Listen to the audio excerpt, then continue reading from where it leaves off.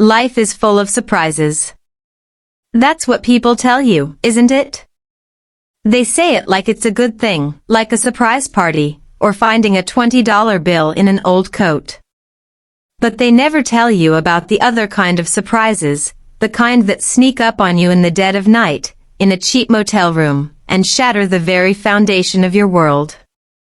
That evening, sitting in a tiny, suffocatingly small room, alone with my stepson Gary, I thought I understood loneliness. I was wrong. Loneliness was just the overture. My husband Logan had been away on a long-term work assignment in another city for the last few months. His absence had stretched the fabric of our life so thin it was transparent.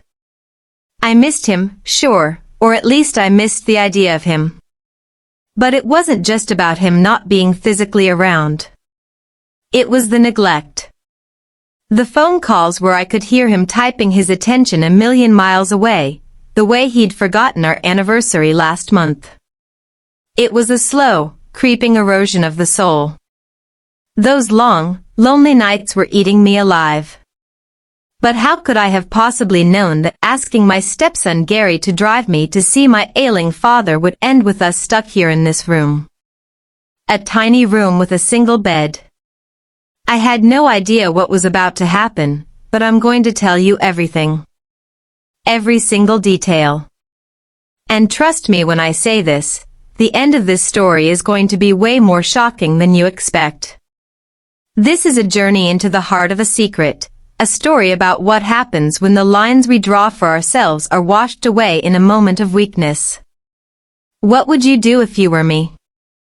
Think about it and let me know in the comments below. And before we go any further, make sure you subscribe to this channel and turn on those notifications. You don't want to miss a second of this. That morning, the morning it all started, I caught a quick glimpse of myself in the hallway mirror. I saw the tension in the set of my jaw, the faint, tired lines around my eyes. But beneath the exhaustion, I saw something else too. I still looked good. At 47, my body wasn't what it was at 27, but it was a woman's body full of curves and stories. Even with Logan leaving me so emotionally stranded, I still felt desirable. I still felt alive. But lately even those feelings weren't enough. They were like a beautiful painting locked away in a dark room. What's the point if no one is there to see it? In the kitchen, Gary was finishing his breakfast, scrolling through his phone with the lazy confidence of a 22-year-old. He was home for the summer before starting his final year of college, and the house, which had been so silent, was now filled with his restless energy. I came up behind him, my voice a little sharper than I intended. You're starting your senior year at the end of the summer, I know, but your driving skills are still terrifying. Your dad was supposed to take me to see my father this weekend, but he's flaked as usual, so you're up. Come on, take me to Grandpa's. He looked up at me, that same cheeky, knowing grin on his face he always wore. Gary was a sweet kid, he always had been, with a quirky funny side that could make me laugh even on my worst days. But he could be such a little troublemaker, always pushing boundaries, always teasing. All right, stepmom, he said, drawing out the word in that way he knew drove me crazy. But on one condition, you have to tell Dad to get me a better car for the summer. This one's a dinosaur. We'll talk about it, I said sharply, grabbing my purse and rushing him off. Inside, though, a part of me was just thinking, let's just get this trip over with. The tension between us these last few months had been different. A playful banter that sometimes felt like it was teetering on the edge of something else. I had no clue that this trip wasn't going to go as planned. We'd been driving for about 2 hours, leaving the city behind for the long, monotonous stretch of highway.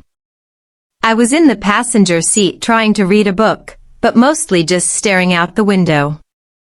My thoughts a tangled mess of resentment towards Logan, and a strange, unidentifiable feeling about the young man sitting next to me. Gary hummed along to some random indie song on the radio, tapping his fingers on the steering wheel, and throwing out dumb jokes every now and then that only made him laugh. The car was old, a relic from Logan's own college days, and it smelled faintly of gasoline and old upholstery. Then all of a sudden, the humming of the engine was replaced by a horrible screeching sound, a violent hiss, and then silence.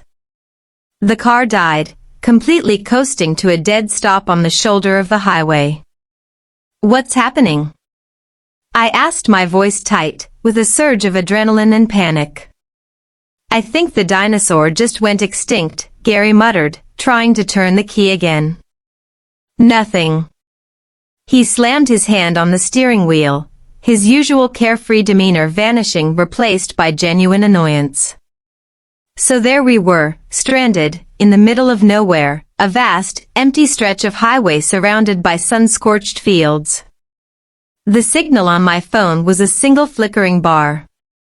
There wasn't a soul around to help. We spent the next 2 hours in the suffocating heat, arguing, bickering, and calling every mechanic we could find on a shoddy internet connection. Most didn't service this far out. One quoted a tow price that was more than the car was worth.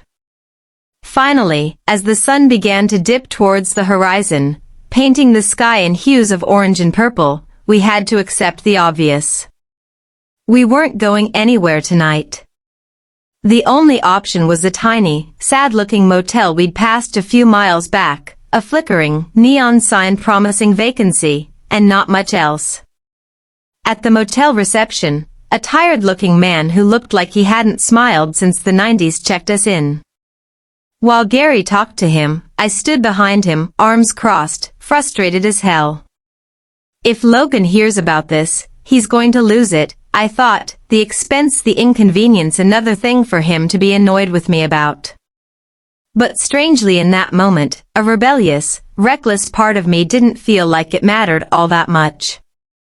Deep down in a place I didn't dare to examine too closely, I just knew tonight was going to change things. And before this story gets even crazier, I need to ask for your support.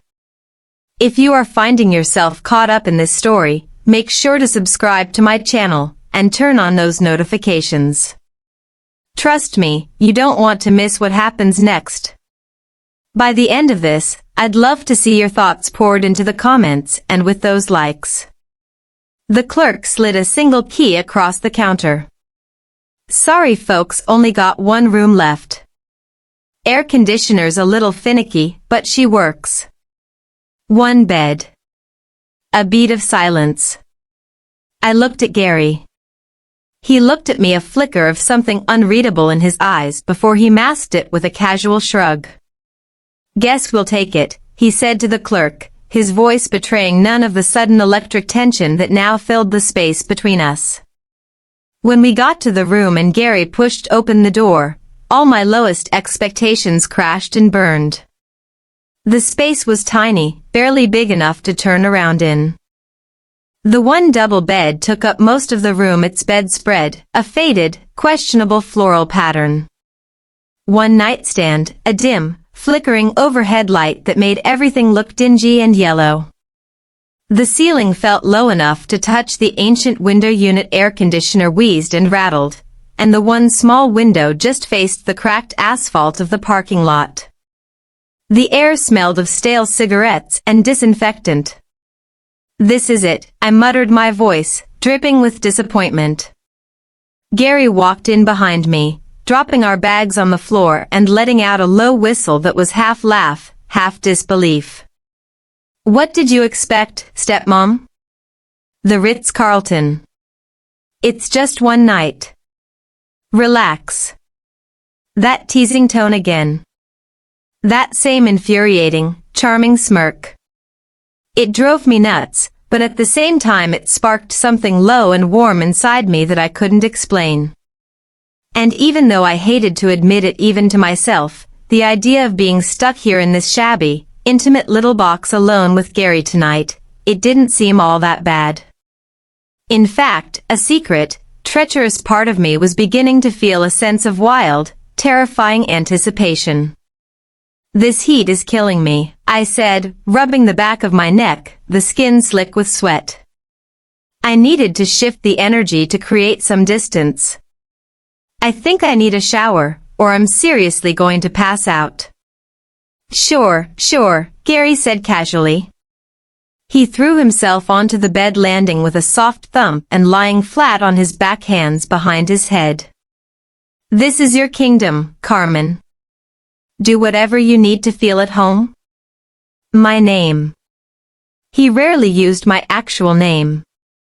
It was always stepmom, usually with that teasing lilt.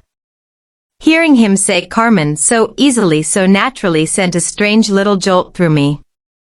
I glanced at him for a second, taking in his lean but toned frame, the way his t-shirt stretched across his chest, the boyishness of his face mixed with the emerging angles of a man.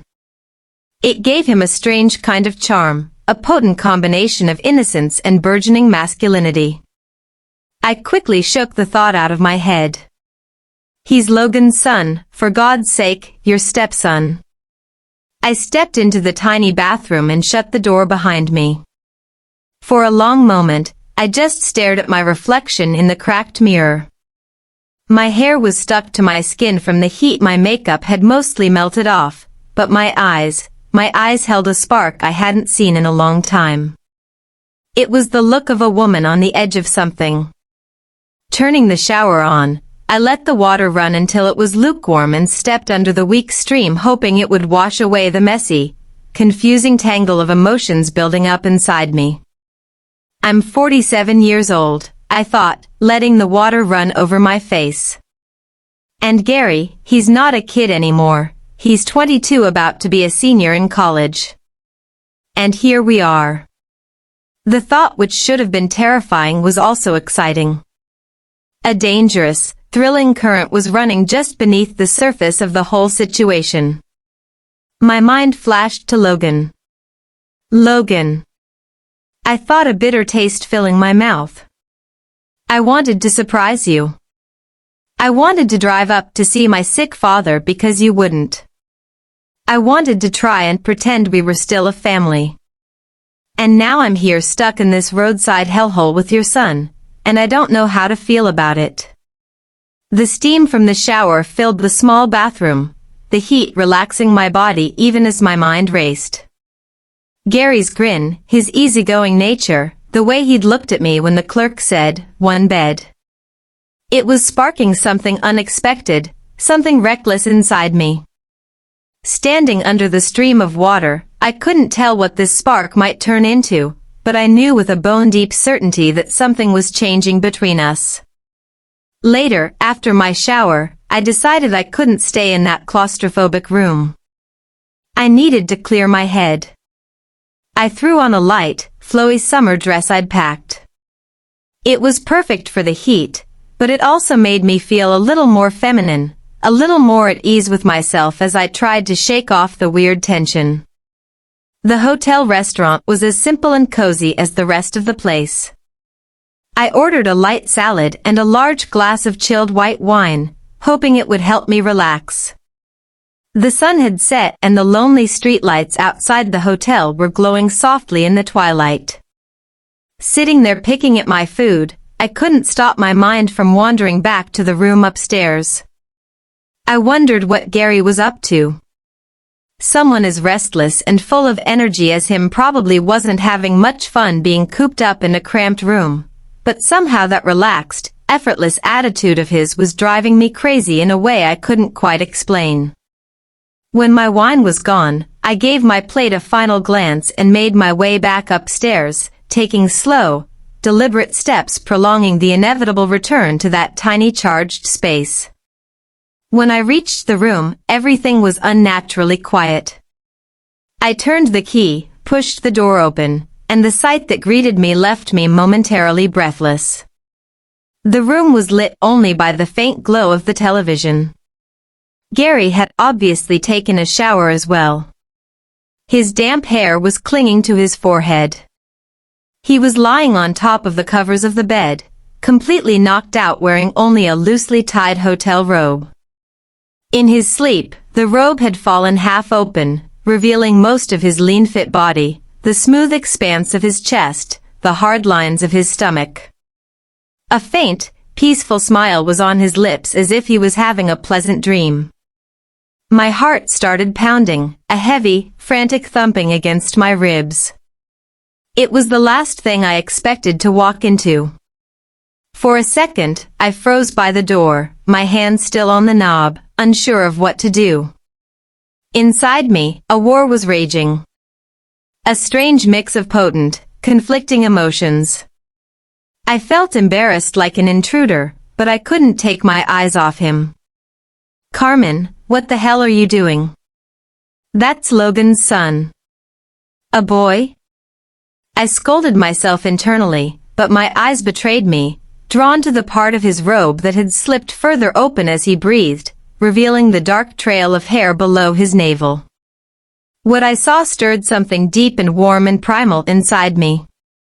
The small size of the room only made things worse.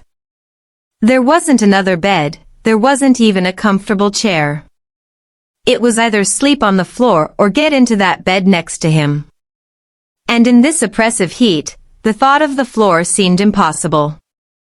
I stepped into the room slowly, quietly shutting the door behind me. Gary's steady, rhythmic breathing filled the small space. I took a deep breath, trying to focus, trying to be rational, but the chaos inside me made it impossible to think straight. "Okay, Carmen," I muttered to myself, my voice a silent whisper in my own mind. "It's just one night. It's a practical problem. Nothing more. This doesn't mean anything. Be rational. Keep it together." I took a few tentative steps toward the bed and looked down at Gary. The innocent, peaceful expression on his sleeping face only made my already tangled thoughts even more complicated. I sat down on the very edge of the bed, as far from him as possible, wondering how in the world I was going to make it through the night. In the dead of night, a soft sound woke me up. I blinked my eyes, adjusting to the dim, flickering light of the TV. I barely opened them, just enough to scan the room. I noticed Gary shifting on the bed.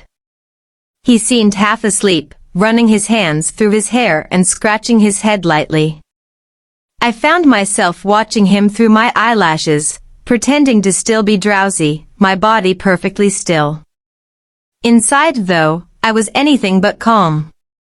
My senses were on high alert. Then I felt it.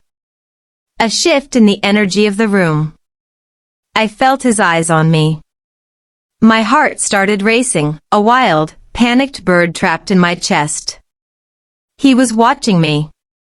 I tried to keep up the act, maintaining the sleepy look on my face, but inside I was buzzing with a nervous electric energy. He untied the belt of his robe. As it loosened, the fabric slipped off his shoulders, revealing more of his toned young body in the faint moonlight filtering through the window. The way his muscles moved slightly with his motion sent a strange liquid warmth through me. I couldn't stop myself from watching. In that moment, I realized two things with terrifying clarity. I had absolutely no control over what was happening, and a significant part of me didn't even want to stop it. Gary pulled a pair of shorts out of his bag.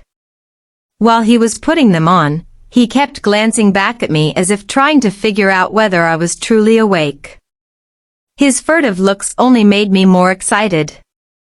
I was trying so hard not to give anything away, but at the same time, I was letting the moment completely take me over. After putting on his shorts, he didn't come back to bed. Instead, he sat down on the single rickety chair in the corner of the room and just started watching me. Being watched so intently was both deeply unsettling and stirred something indescribable deep inside my soul. I kept my eyes shut, my breathing, even pretending to be lost in sleep. But how long could I really keep up this act? The tension was a physical thing, a heavy blanket pressing down on me. Finally, I couldn't take it anymore. I let out a soft sigh as if stirring in my sleep, and then I sat up pushing my hair out of my face. When my eyes met Gary's across the dark room, I made sure my voice didn't tremble. I let go of all pretense, all denial. Without hiding a single thing I was feeling, I said, my voice a low husky whisper, "You're making me so excited, Gary." I could feel those words hang in the air between us, a stark and irreversible confession. At that moment, I knew with absolute certainty that nothing would ever be the same again. Gary's eyes flickered for a second, a brief flash of surprise, but it was quickly replaced by something else, a look of intense smoldering relief. He took a deep breath, and when he spoke his voice was low but steady, a stark contrast to the wild beating of my own heart. "I don't know, Carmen," he began, his eyes never leaving mine. "We've been under the same roof for a while now, ever since Dad's been away. The more time we spend together, the more I feel for you.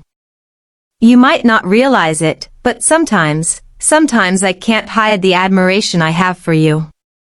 Right now, this feels like some kind of dream."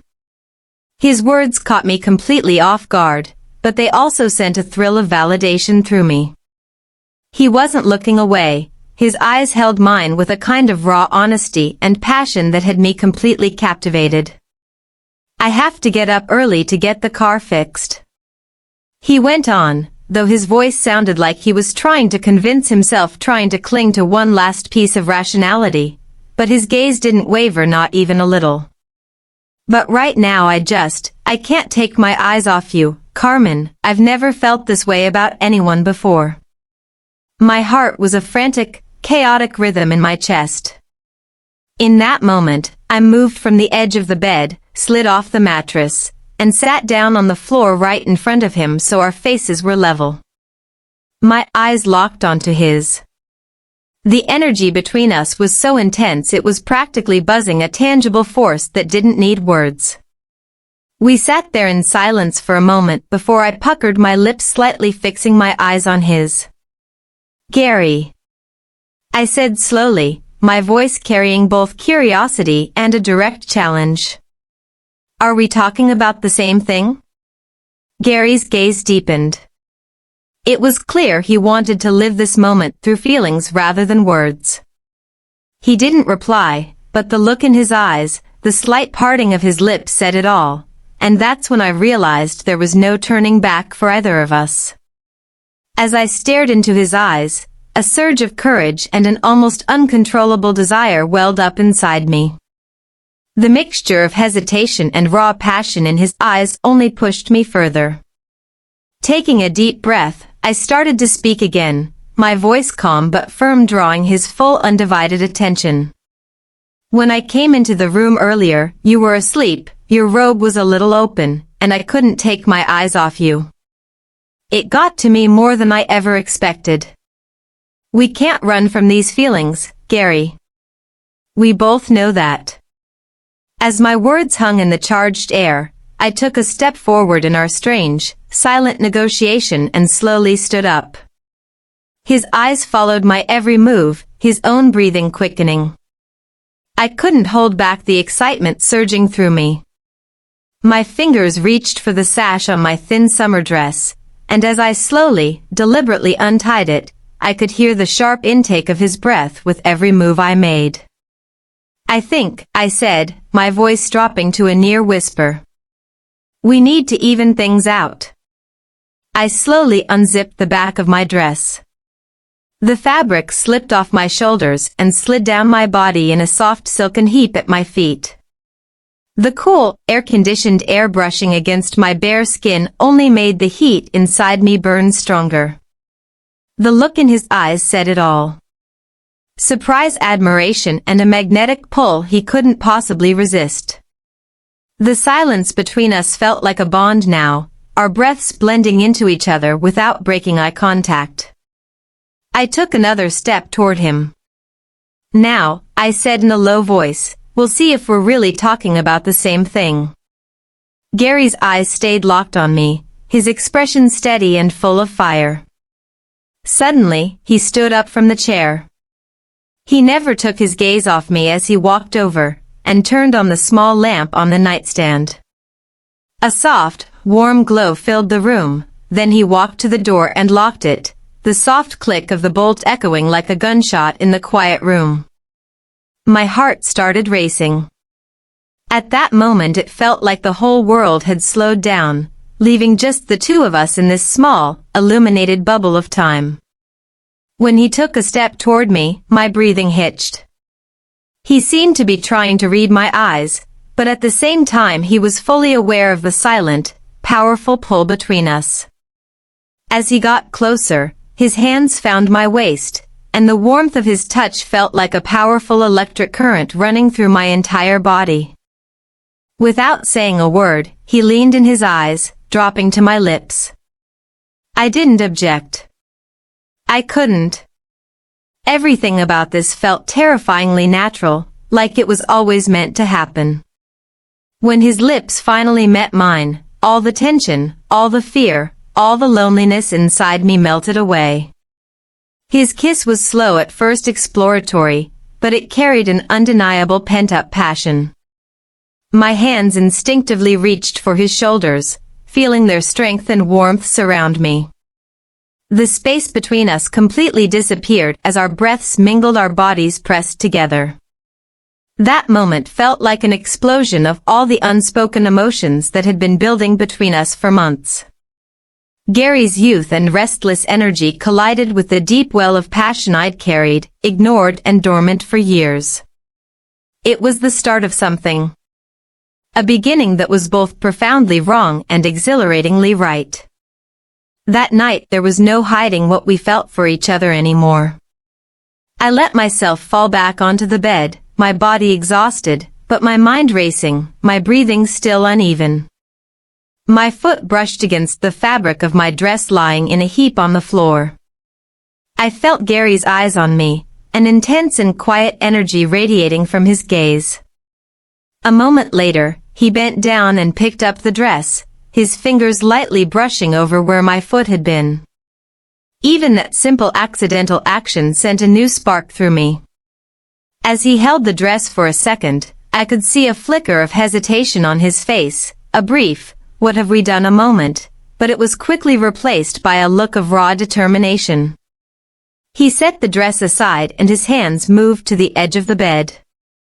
Slowly, he climbed onto the mattress, his movements careful and deliberate. As he got closer to me, the expression on his face betrayed his feelings, equal parts nervous excitement and magnetic attraction. As I lay on the other side of the bed, I felt Gary's closeness, his body heat, the sheer energy coming off him. My heart continued to race and my breathing deepened. When I saw him leaning towards me, I realized that the distance between us had almost completely disappeared. It was as if everything had reached a breaking point, there was no going back.